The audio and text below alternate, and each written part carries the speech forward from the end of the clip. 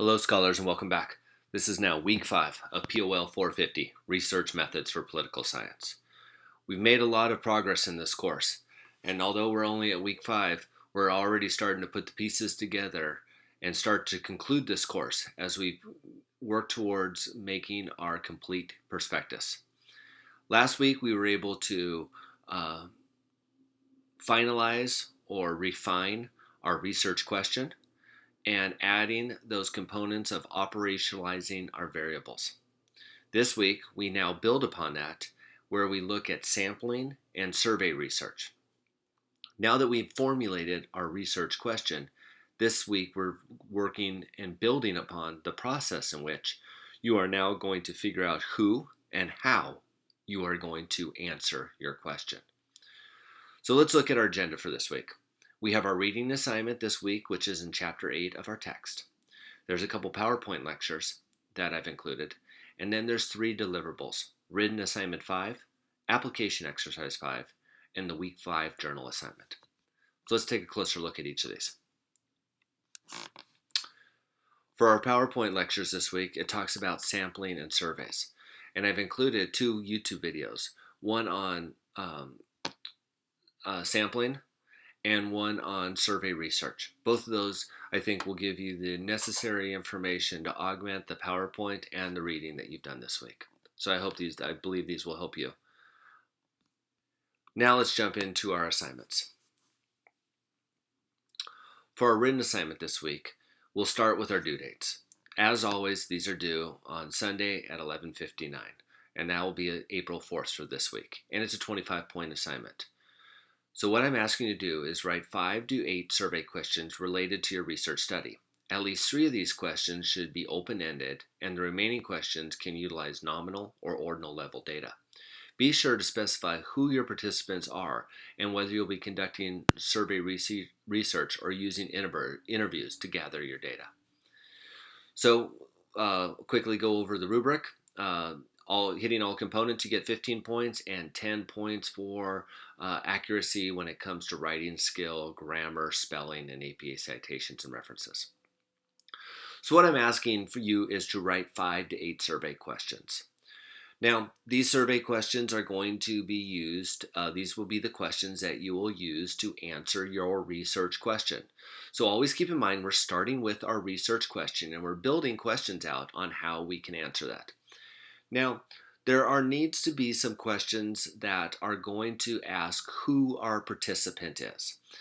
And we call these maybe like demographic questions that you're used to, where we'll look at exactly who they are, not necessarily a name, but we're going to want to know some demographics behind them. What age group are they? What sex are they? Maybe what race are they?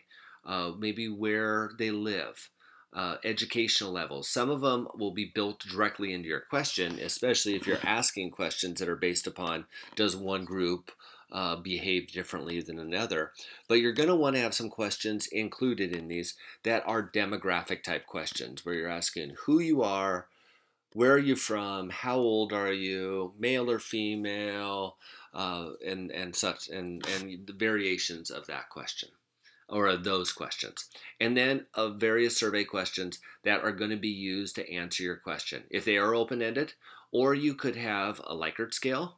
That's that typical question where I very agree, I somewhat agree, I'm neutral, I disagree, or I very disagree. That's a Likert scale. Or you could provide them with the answers for their questions in any variation.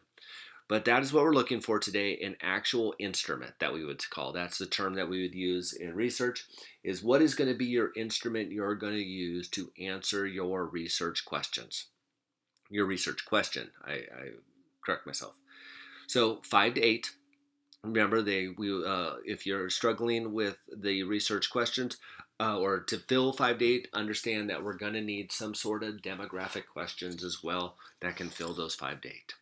So pretty straightforward, and hopefully, as you have been building your research question, you have already brought these questions to mind. When you were formulating your research question, I hope that at some point you thought to yourself, how would I actually answer this question? What sort of questions would I ask in order to answer this question?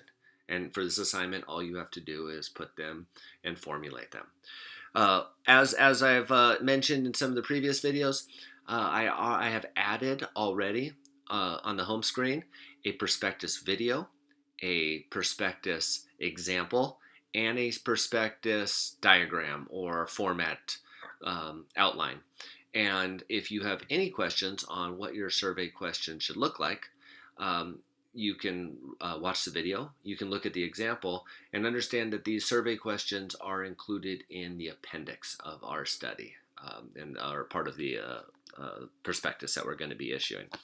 So that's another thing that you should be happy about this week, is this is once again another building block, another piece of our critical assignment. So instead of waiting to week 8 to write all this piece is done. You submit, you refine, and you submit, and it should be that easy. Our next deliverable this week is going to be our application exercise, and it's on sampling. Once again, same due date, Sunday at 11:59. 30 points possible. Write a brief essay of no less than 400 words that describes how you plan to find participants for your research study. Who do you want to do the survey or interview, and why? You are interested in finding out what the experts in the field are, or are you more interested in discovering the thoughts and opinions of the general population? The purpose of this exercise is to help you write the sample information in the methodologies chapter of your proposal. So once again, we aren't going to be carrying out this research, but if we were, where would you find your participants? Who would you ask? Where would they be located at? In what manner would you attempt to locate them? How would you communicate with them? Would it be electronic? Would it be surveys? Would you send out emails? Would you send out a Survey Monkey type?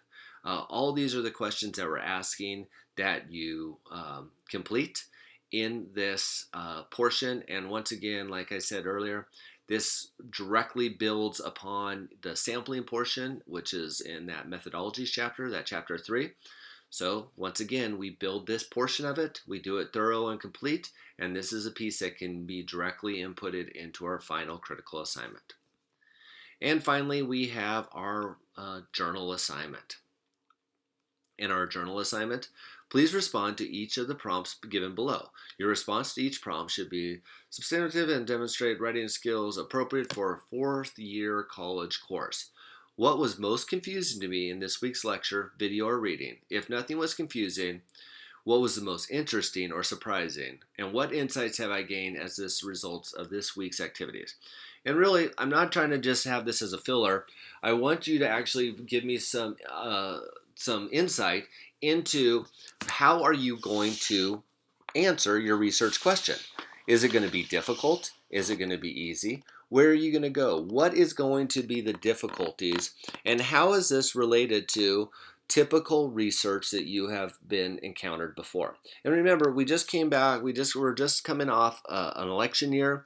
And if there's anything that comes out of an election year is quite a bit of exit polling and all kinds of research into why people do things and what they're going to do.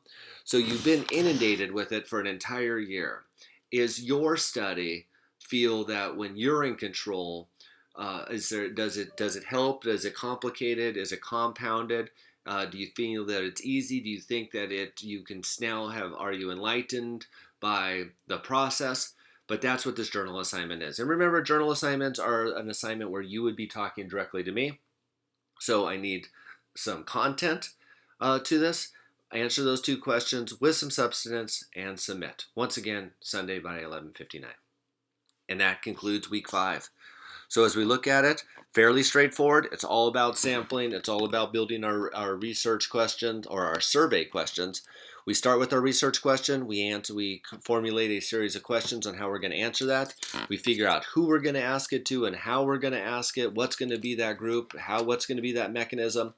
We are going to be able to check the box on quite a few pieces of our prospectus this go around. So I hope that all makes sense to you. Like always, if I'm not hearing from you, I assume everything is going well. Let's keep diligent in this course. Let's continue to hit our deadlines. Let's continue to put in the effort necessary to succeed in this class.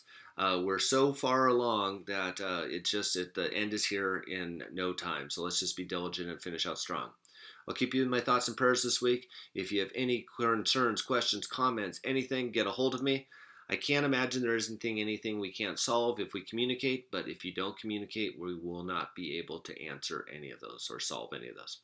So have a great week, enjoy the great weather, and I can't wait to read your work this week and move forward in this course. So bye for now.